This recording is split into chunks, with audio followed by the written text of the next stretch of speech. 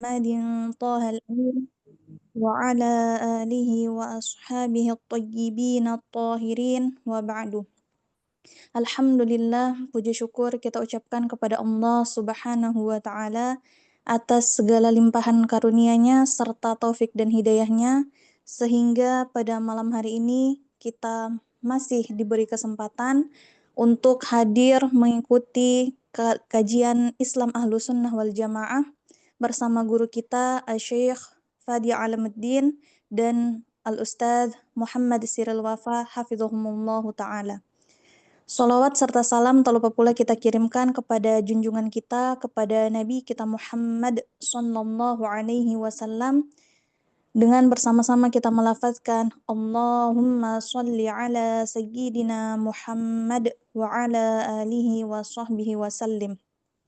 Baik teman-teman yang dirahmati Allah Subhanahu wa Ta'ala, sebelum kita memulai kajian kita pada malam hari ini, saya mengingatkan diri saya pribadi dan juga mengingatkan kepada teman-teman jamaah Kalam Aswaja yang hadir pada malam hari ini. Mari bersama-sama kita tata kembali niat kita hadir di dalam ruang Zoom ini, belajar ilmu agama semata-mata hanya untuk mengharapkan ridho Allah Subhanahu wa Ta'ala. Dan juga saya harapkan kepada teman-teman semua dimohon untuk tidak menyalakan mikrofonnya sepanjang guru kita menyampaikan materi, agar tidak mengganggu proses belajar mengajar kita pada malam yang berkah ini. Baik, untuk mengefisienkan waktu, langsung saja kita serahkan kepada Syekh dan Ustadz untuk memulai kajian kita pada malam hari ini. Kepada Syekh, dipersilakan. Tafadhal Syekhi. نعم بارك الله فيكم جميعا. بسم الله الرحمن الرحيم. الحمد لله رب العالمين، وصلى الله وسلم على سيدنا محمد أشرف المرسلين وعلى جميع إخوانه النبيين وآل وصحب كل والصالحين. لله تعالى أخلص النية، فإن النبي صلى الله عليه وسلم قال: إنما الأعمال بالنيات وإنما لكل امرئ ما نوى، فأخلص النية لله تبارك وتعالى. السؤال الثامن من كتاب عقيدة المسلمين: ما هو أعظم الذنوب؟ في الجواب نقول: أعظم الذنوب الكفر بأنواعه، لأن الكفر ثلاثة أنواع: كفر قولي كالذي يسب الله أو الأنبياء أو الإسلام، وكفر اعتقادي كاعتقاد أن الله جسم أو روح أو أنه جالس على العرش أو أنه ساكن السماء أو أنه في جهة من الجهات، وكفر فعلي كإلقاء المصحف في القاذورات أو الدوس على المصحف أو السجود لصنم أو ما شابه ذلك. نعم أستاذ. نعم شيخي. بسم الله الرحمن الرحيم. الحمد لله والصلاة والسلام على رسول الله. نخلص النوايا لله تعالى. Mari kita ikhlaskan niat karena Allah Subhanahu wa Ta'ala. Silahkan dibuka kitab Aqidatul Muslimin, soal yang nomor ke-8. Ma huwa a'zamudz dzunub? Apakah dosa yang paling besar? Apakah dosa yang paling agung? Dosa yang paling besar adalah kekufuran. Dan kekufuran dibagi menjadi 3. Kufur perkataan, kufur perbuatan, dan kufur keyakinan. Kufur keyakinan contohnya seperti orang yang meyakini bahwa Allah adalah jisim yang memiliki panjang, lebar, dan tinggi. meyakini bahwa Allah ruh atau cahaya. Yang kedua, kufur perbuatan.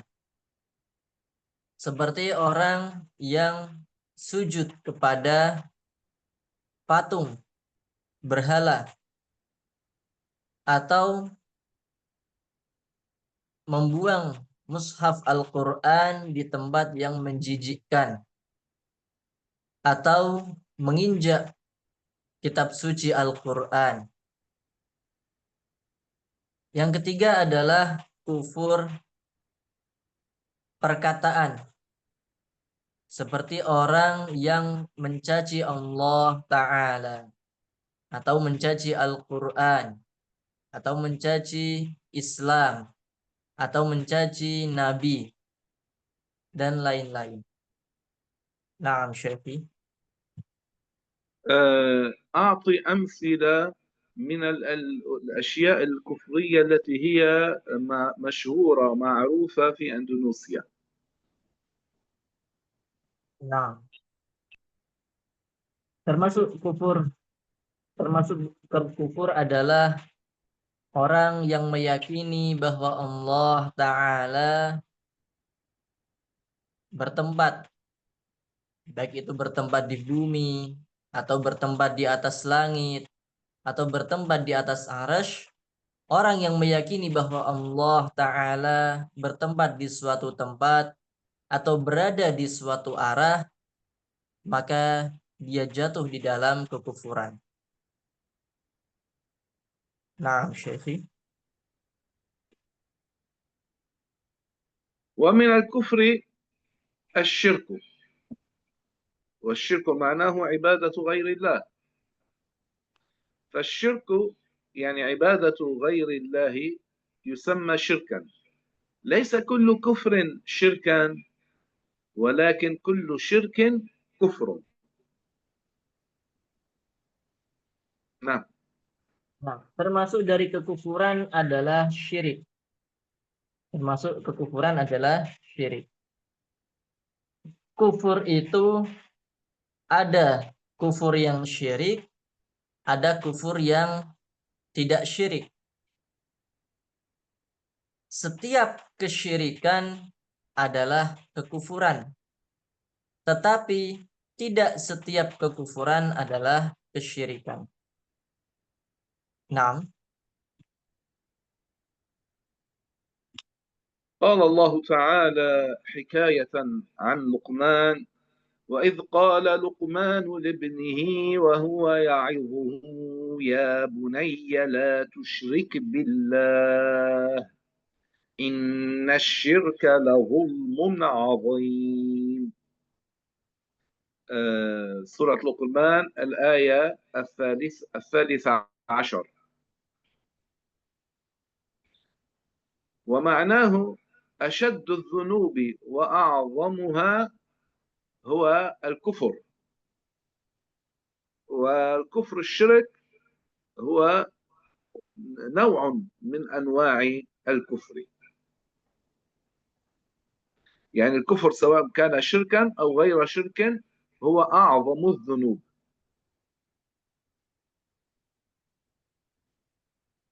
Nah, syirik artinya adalah menyembah selain Allah Ta'ala. Tiap orang yang menyembah selain Allah Ta'ala, maka dia musyrik, jatuh dalam kesyirikan. Allah Ta'ala berfirman di dalam kitab suci Al-Quran, hikayatan, menghikayahkan dari Luqman Al-Hakim. Luqman berkata kepada anaknya, yang maknanya, wahai anakku, janganlah kamu menyekutukan Allah Ta'ala. Sesungguhnya syirik itu adalah kezaliman yang agung, kezaliman yang besar.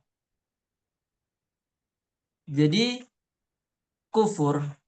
kekufuran baik yang syirik maupun tidak syirik Dua-duanya adalah dosa yang paling besar. Nah,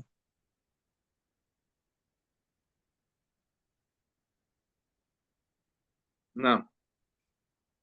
وهذا الدليل من القرآن ومن الحديث الشريف على أن أعظم الذنوب هو الكفر، أن النبي صلى الله عليه وسلم سئل: أي الذنوب أعظم؟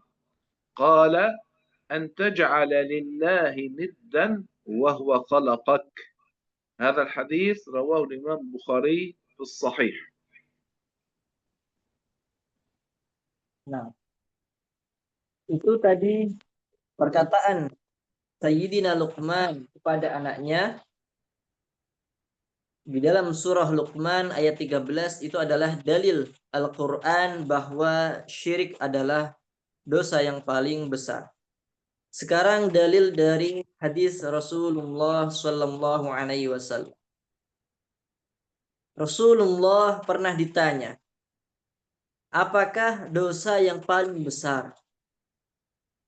Rasulullah bersabda, yaitu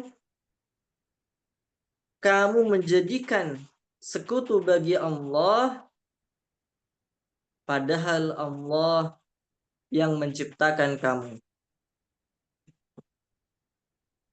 Kamu menjadikan sekutu bagi Allah, padahal Allah yang menciptakan kamu. Hadis ini diriwayatkan oleh Imam Bukhari dan lainnya. Nah,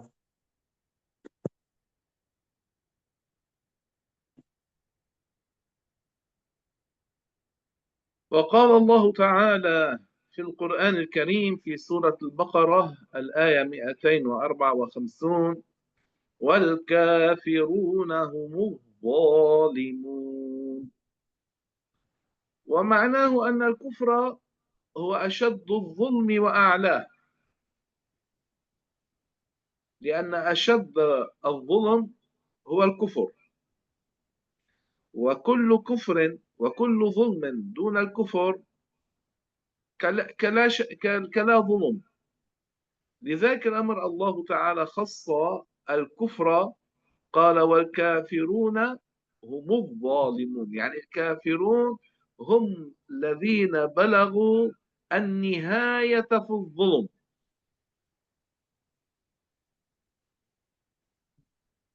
nah, di dalam ayat Al-Quran yang lain disebutkan firman Allah Ta'ala, wal kafiruna humudz zalimun. Maknanya orang-orang kafir mereka adalah orang-orang yang zalim. Kekufuran merupakan kezaliman yang paling besar, kezaliman yang paling tinggi. Orang kafir mereka telah melakukan puncak kezaliman.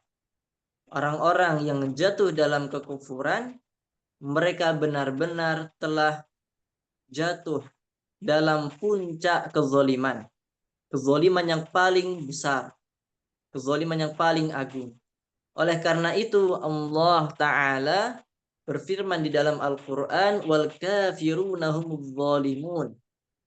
Orang-orang kafir itu mereka benar-benar orang-orang yang zalim, telah mencapai puncak kezaliman. Nah, إذن الدليل من الحديث الشريف هذا الحديث الذي رواه البخاري عندما سئل النبي أي الذنوب أعظم قال: أن تجعل لله ندا، يعني مثيلا شبيها له وهو خلقك. في تتمة هذا الحديث أن النبي سئل: ثم أي؟ قال: أن تقتل ولدك مخافة أن يطعم معك. هلا هو القتل حرام، هو أكبر ذنب بعد الكفر، لكن أن يقتل الشخص ولده لكي لا ينفق عليه ولا يطعمه، هذا أشد القتل. ثم سئل النبي: ثم أي، يعني ما هي الذنب الأكبر الذي بعد قتل النفس التي حرم الله؟ قال عليه الصلاة والسلام: أن تزاني حليلة جارك. هو الزنا هو الكبيرة التي هي بعد القتل، من أكبر الكبائر. لكن الزنا بحليلة الجار ذنبها أشد من الزنا بغيرها، لأن النبي وصانا بالجار. فالمطلوب بالشخص أن يحافظ على جاره وأن يراعي حرمة بيته، لا أن يزني بزوجته. الله تعالى قال: والذين لا يدعون مع الله إلها آخر ولا يقتلون النفس التي حرم الله إلا بالحق ولا يزنون ومن يفعل ذلك يلقى آثاما. الآية 68 من سورة الفرقان.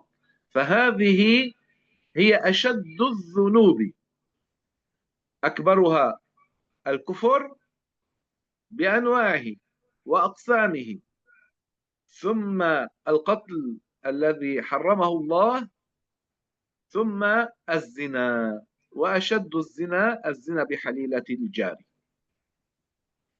نعم. Di dalam hadis yang tadi disebutkan, terusannya, lanjutan dari hadis tersebut adalah bahwa Rasulullah Shallallahu Alaihi Wasallam ketika beliau ditanya apakah dosa yang paling besar, beliau menjawab kesyirikan. Kemudian setelah itu beliau ditanya, apalagi wahai Rasulullah? Beliau menjawab, ketika kamu membunuh anakmu karena takut dia akan makan bersamamu. Membunuh tanpa hak ini adalah dosa yang paling besar setelah kesyirikan dan kekufuran. Dan membunuh anak sendiri karena takut kemiskinan, karena tidak mau menafkahi anak tersebut, ini dosanya lebih besar. Kemudian Nabi ditanya, kemudian apalagi wahai Rasulullah? Beliau bersabda, jika kamu berzina dengan istri tetanggamu. Berzina ini merupakan dosa besar. Dosa yang paling besar setelah kekufuran dan pembunuhan. Dosa yang paling besar nomor 3, yaitu berzina. Dan berzina dengan istri tetangga, itu dosanya lebih besar. Karena Rasulullah Shallallahu Alaihi Wasallam beliau berpesan kepada kita agar kita berbuat baik kepada tetangga kita, agar kita menjaga hubungan baik dengan tetangga kita, agar kita memuliakan tetangga kita, bukan malah na'udzubillah berzina dengan istrinya. Maka dosa yang paling besar yang pertama adalah kekufuran dan kesyirikan. Nomor 2, membunuh tanpa hak. Nomor 3, berzina. Nah, إلى هنا لأحد عنده سؤال أو استيضاح أو استفسار؟ sampai di sini apakah ada pertanyaan atau ada yang kurang jelas?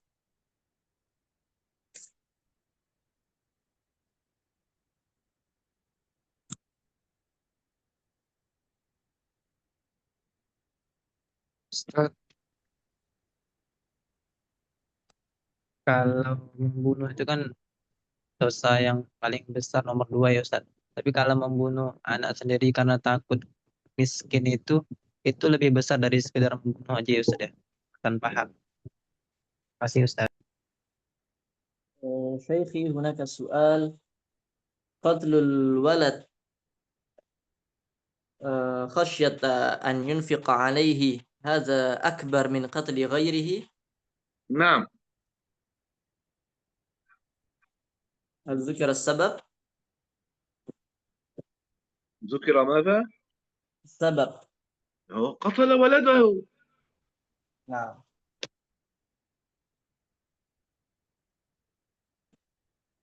Jadi membunuh anak sendiri, membunuh anak kandung itu lebih besar dosanya daripada membunuh selain anak kandung, selain anak sendiri.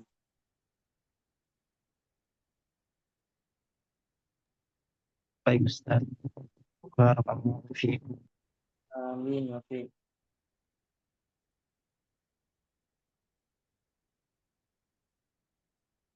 هناك سؤال شيخي في الرسالة أما بالنسبة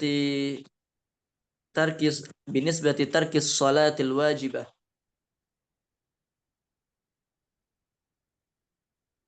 ماذا؟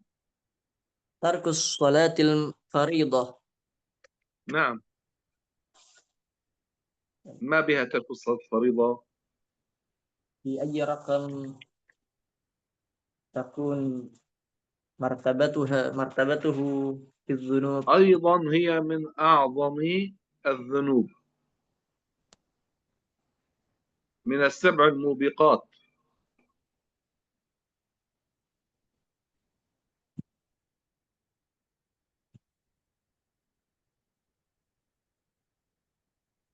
Meninggalkan sholat wajib, meninggalkan sholat 5 waktu, ini termasuk dosa besar. Termasuk dari 7 dosa yang membinasakan. As-sab'il mubiqat. Naam Syekhi. هل يوجد آخر؟ ada lagi؟ Bertanya Ustaz, Naam. kan tadi disebutkan bahwa sholat itu termasuk dari 7 dosa besar. Boleh disebutkan nggak Ustaz, yang 7 dosa besar itu apa aja? Barakallahu fikum. Syekhi, hal tadzakartum as-sab'al mubiqat? السبع الموبقات منها هذه الشرك وهو أكبرها، قتل النفس التي حرم الله، الزنا، ترك الصلاة المفروضة من غير عذر، أكل الربا،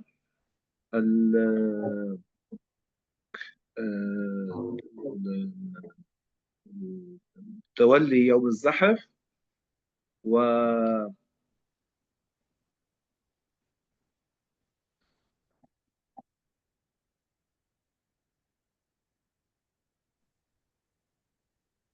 أكل مال اليتيم شيخي. وأكل مال اليتيم. نعم صحيح، وأكل مال اليتيم.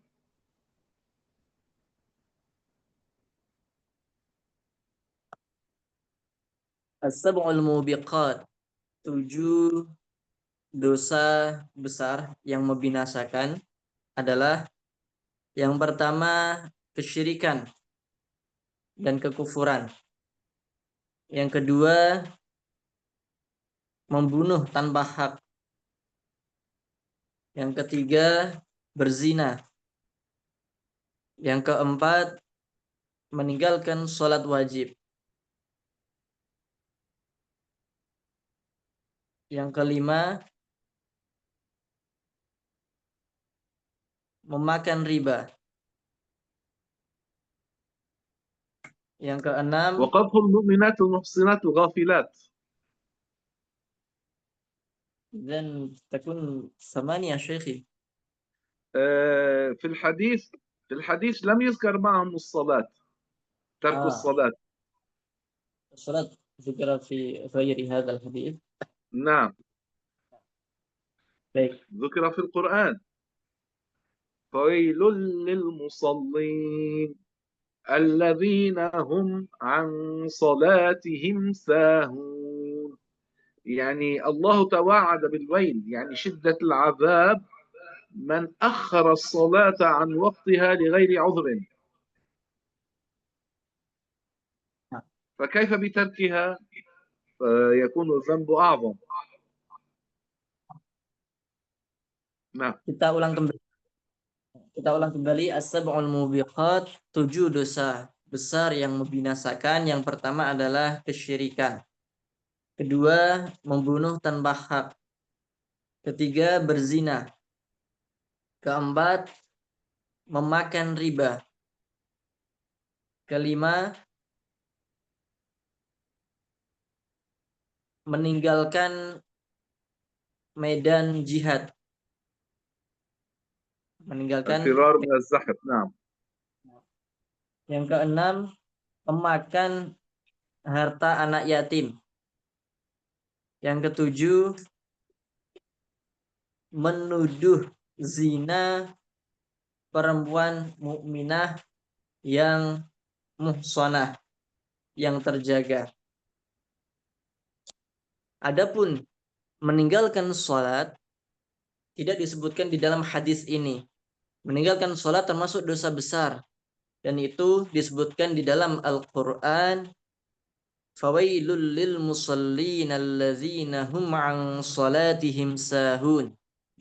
Maknanya, maka celakalah orang-orang yang lalai di dalam sholatnya. Orang-orang yang mengakhirkan sholatnya melewati batas waktu sholat. Orang-orang yang melakukan sholat melewati batas waktunya, ini mendapat kebinasaan. Maka orang yang meninggalkan sholat, maka itu dosanya lebih besar. Naam Syekhi, tafadhal. هل يوجد بعد سؤال آخر؟ نعم، هناك سؤال في الرسالة. سأل شخص: هل الشك بوجود الله من الكفر الاعتقادي؟ لا شك أنه كفر. الله تعالى قال: إنما المؤمنون الذين آمنوا بالله ورسوله ثم لم يرتابوا. فالذي يشك بوجود الله أو بأي صفة من الصفات التي يجب على كل مكلف معرفتها خرج من دين الإسلام. نعم. Pertanyaan, apakah ragu terhadap adanya Allah termasuk kufur keyakinan? Syekh menjawab, ragu terhadap adanya Allah Ta'ala ini termasuk kufur keyakinan. Orang yang ragu adanya Allah, dia jatuh di dalam kekufuran. Di dalam Al-Quran disebutkan ayat yang maknanya, sesungguhnya orang-orang yang beriman adalah orang-orang yang beriman kepada Allah dan Rasulullah, dan mereka tidak ragu. Dari ayat ini difahami bahwa orang yang ragu terhadap adanya Allah Ta'ala, atau ragu terhadap salah satu sifat-sifat Allah yang wajib diketahui oleh orang mukallaf, maka dia jatuh dalam kufur keyakinan. Naam Syekhi. نعم. هل يوجد بعد سؤال؟ La yujad. Ada لا Ustaz. يوجد. Assalamualaikum. Bisa bertanya Ustaz? Naam. Iya Ustaz. Assalamualaikum ya Syekh. Pertanyaannya, ada saya pernah, dan ini umum diceramahkan salah satu hadis, hadis dari At-Tabrani, dikatakan di sana bahwa Al-ghibatu asyaddu minaz zina. Ini bagaimana memahami hadis ini, dan tapi saya pernah membaca bahwa hadis ini adalah kedudukannya hadis matruk. Ya, dua-duanya saya tanyakan.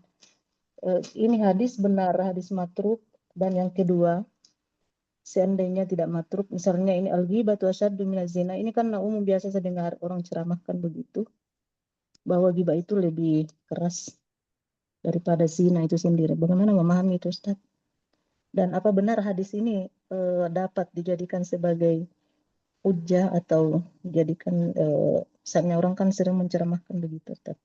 Makasih. Assalamualaikum warahmatullahi wabarakatuh. Waalaikumsalam. Syekhi ذكر قيل إن هناك حديث متروك رواه الإمام حديث الطبراني. ماذا؟ ماذا قلت؟ متروك حديث ماذا؟ متروك متروك. رواه الطبراني. من قال حديث متروك؟ أخونا و نعم. Pernah membaca, Ustaz, pernah membaca, tapi wallahu a'lam benar tidak. قرأ أخونا هذا الحديث رواه الطبراني وفيه أن الغيبة أشد من الزنا. Aklu riba, Ustadz. أكل الربا. هذا ليس حديثا صحيحا، لا يثبت به الحكم.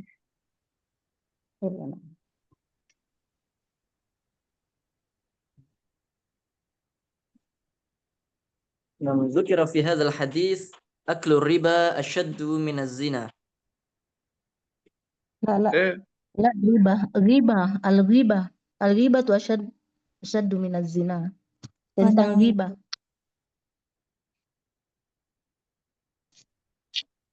يعني على كلا الحالين شيخي الغيبة على كلا يعني الذي سأل إن كان قال هكذا أو هكذا هذا غير صحيح، وبما أنه غير صحيح لا يثبت به حكم. Di hadis tersebut, hadis yang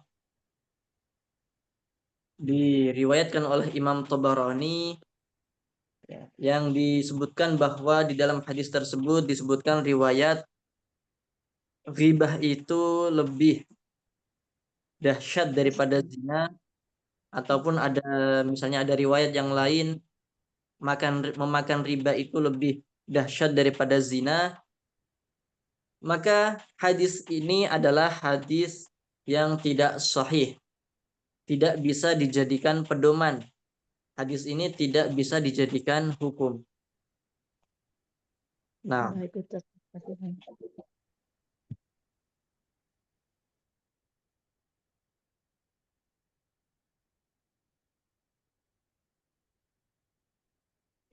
هناك سؤال شيخي بعد. نعم.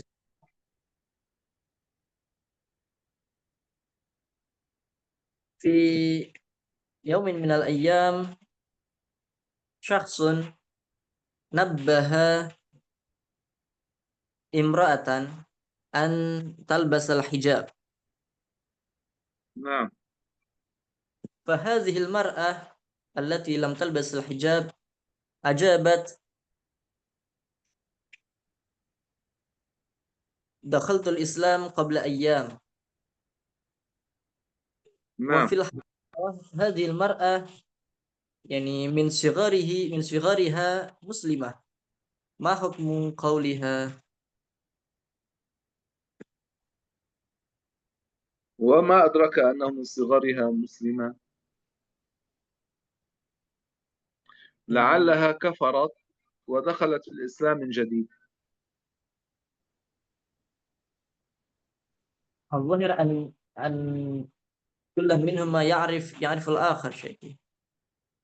إيه، لو كان يعرف الشخص الآخر قد يظن أنه مسلم بحسب الظاهر، لكن عنده اعتقاد كفري، كان على غير الإسلام. نعم.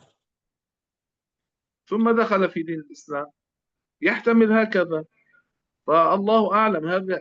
هذا السؤال يحتاج إلى تفصيل بالكلام مع الذي قال هذه الكلمة ليعرف الحكم Nah, تماما. oke. Nah, baik.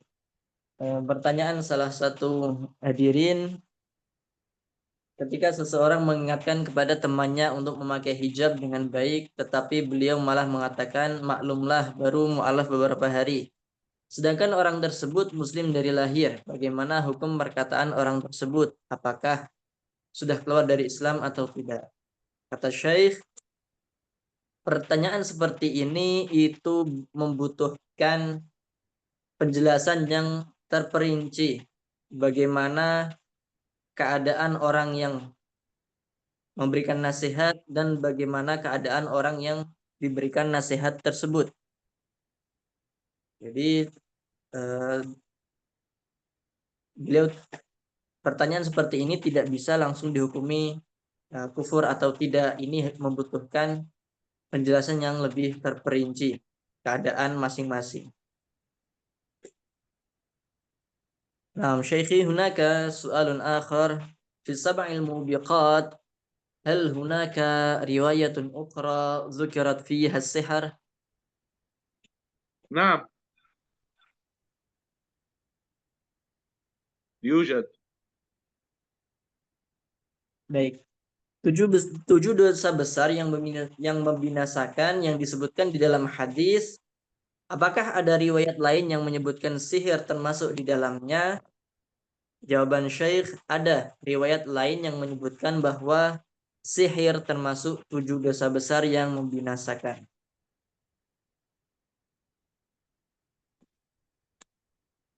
Nah, Syekh. نعم. نكمل السؤال. نكمل السؤال التاسع. لا يوجد لا يوجد أسئلة منهم. بعد الآن لا يوجد. طيب.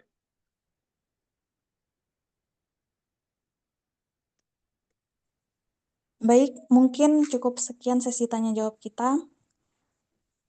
Jika masih ada pertanyaan lain, mungkin bisa ditanyakan lewat Japri. Nanti insya Allah kita tanyakan kepada Syekh dan akan dijawab di pertemuan berikutnya. Baik, mungkin cukup sekian juga kajian kita pada malam hari ini. Dipersilakan kepada Syekh untuk menutup kajian kita dengan doa. Tafadhal, Syekh. ما فهمت ماذا قالت؟ هي تقول إن انتهت الحصة شيخي. هكذا. يعني تطلب منكم أن تختم هذه الحصة بالدعاء. أيوة. طيب. إذا كان يوجد بعد سؤال ليسألوا قبل أن نختم بالدعاء. قل لهم ذلك. Baik.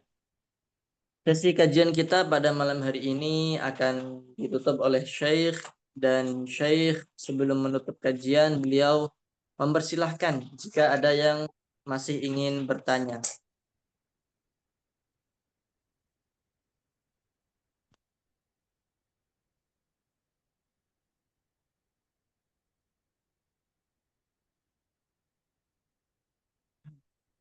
الظاهر لا يوجد شيء.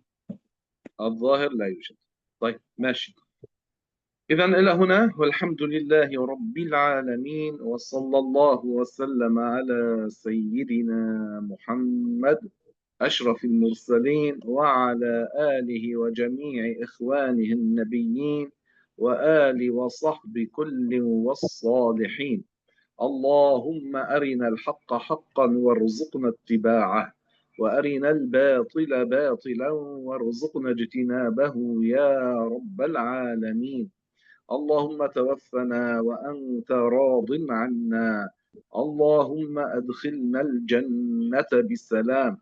اللهم باعد بيننا وبين معاصيك كما باعدت بين المشرق والمغرب يا رب العالمين. اللهم إنا نسألك بأن لك الحمد لا إله إلا أنت المنان بديع السماوات والأرض يا ذا الجلال والإكرام. نسألك يا الله أن ترزقنا رؤية النبي محمد في المنام على صورته الأصلية، ونسألك الثبات على كامل الإيمان. اللهم ارزقنا التقوى والولاية والشهادة في سبيلك. اللهم باعد بيننا وبين معاصيك كما باعدت بين المشرق والمغرب يا رب العالمين.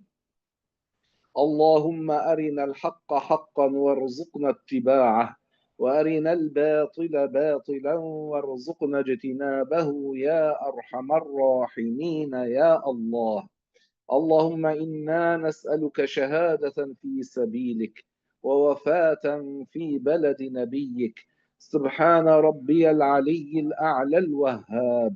اللهم تقبل منا صلاتنا وصيامنا وركوعنا وسجودنا ودعاءنا وسائر طاعاتنا يا أرحم الراحمين يا الله.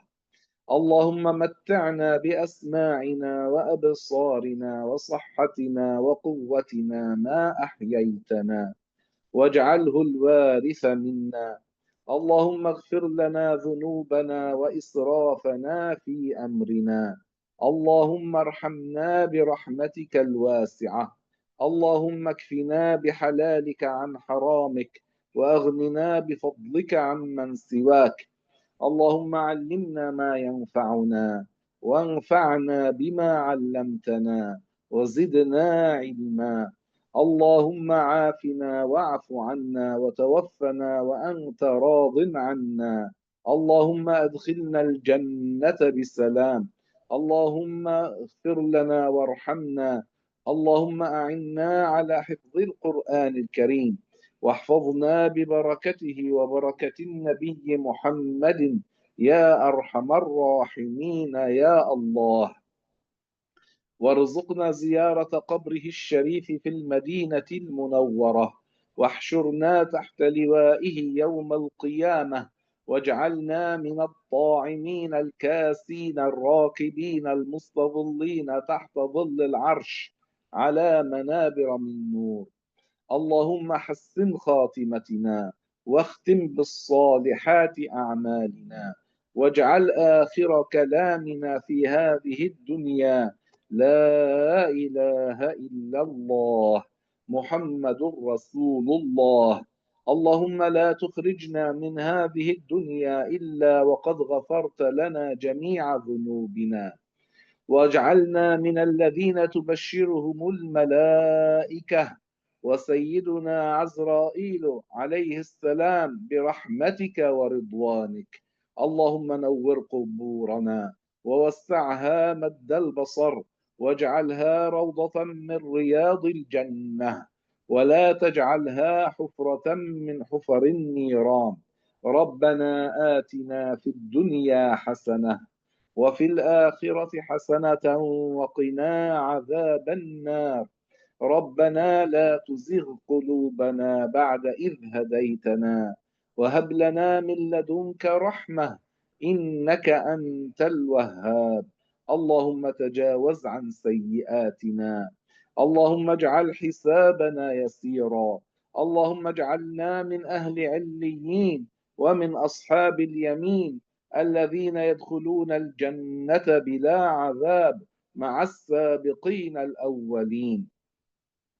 اللهم إنا نسألك بكل اسم هو لك سميت به نفسك أو علمته أحدا من خلقك أو استأثرت به في علم الغيب عندك، أن تجعل القرآن العظيم ربيع قلوبنا ونور صدورنا وجلاء أحزاننا وذهاب همنا وكربنا وغمنا.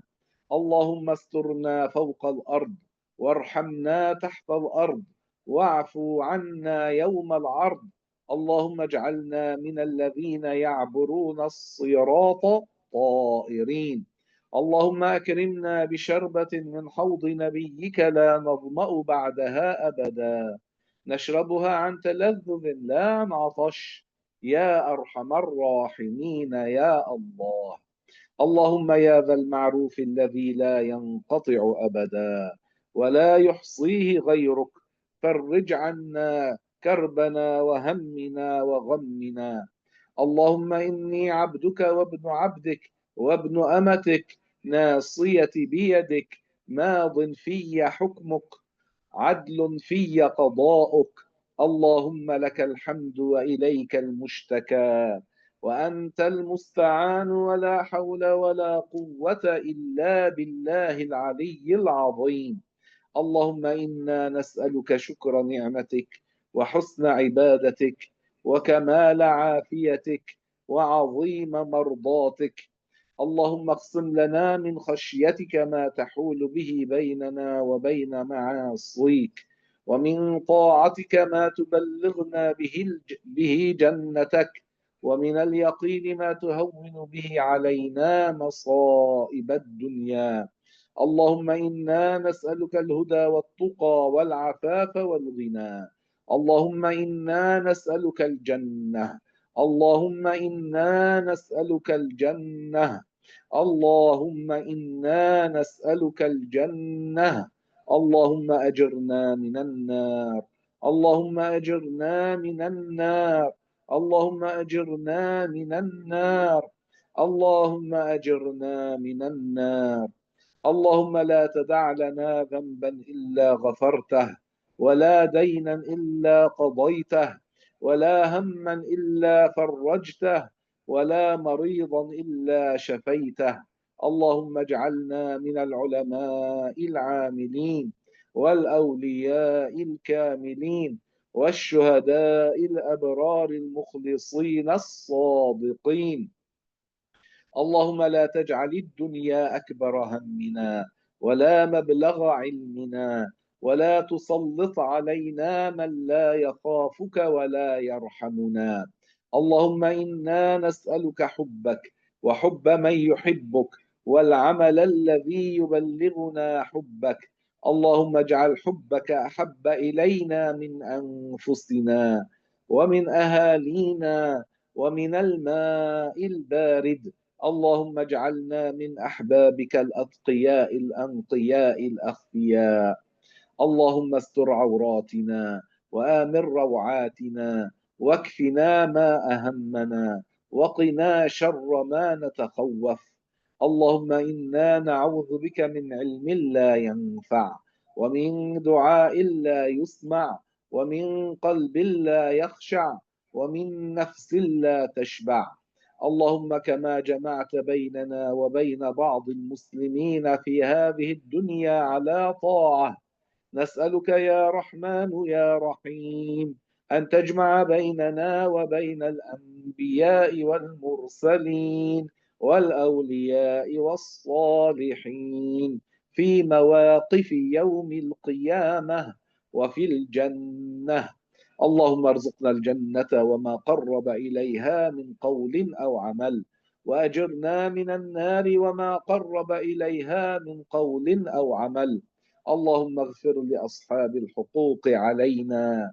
اللهم اغفر لمشايخنا.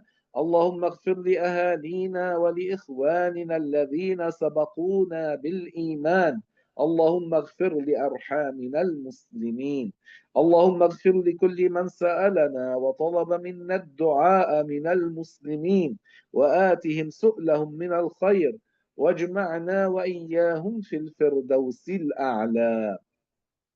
اللهم مغفرتك أوسع من ذنوبي، ورحمتك أرجى عندي من عملي. رب اغفر وارحم وتجاوز عما تعلم، إنك أنت الأعز الأكرم يا أرحم الراحمين يا الله. اللهم يا ذا الجلال والإكرام اغفر للمؤمنين والمؤمنات الأحياء منهم والأموات، وآخر دعوانا أن الحمد لله رب العالمين. اللهم صل على سيدنا محمد النبي الأمي الحبيب المحبوب العالي القدر العظيم الجاه، وعلى آله وصحبه الطيبين الطاهرين، ومن اتبعهم بإحسان إلى يوم الدين. آمين آمين يا رب العالمين. اللهم وتقبل منا بسر سورة الفاتحة.